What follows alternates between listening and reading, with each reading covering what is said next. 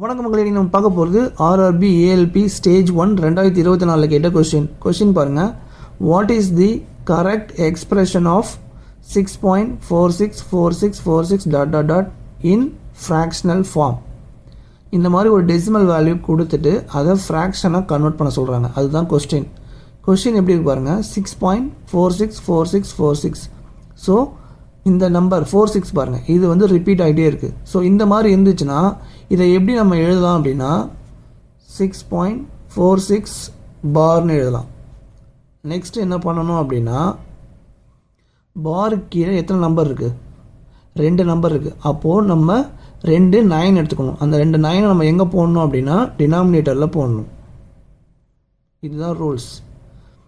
Next என்ன பண்ணணும் அப்படின்னா 6.46 இருக்குல்ல, இது அப்படியே நம்ம ஹோல் நம்பரை எடுத்துக்கணும். ஹோல் நம்பரை எடுக்கும்போது 646 வருமா? அந்த 646 நியூமரேட்டரில் போடணும்.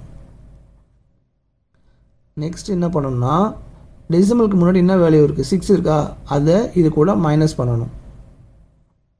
இப்போ உங்களுக்கு இதை சால்வ் பண்ணிங்கன்னா ஆன்சர் கிடச்சிடும். 646ல் 6 போயிடுச்சுன்னா 640 டிவைடட் பை 99.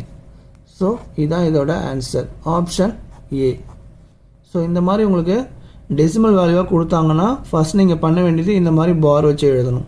தென் பார் வச்சு எழுதி இந்த மாதிரி பாரு கீழே 2 நம்பர் இருந்துச்சுன்னா டினாமினேட்டர் கீழே 2 9 போடணும்.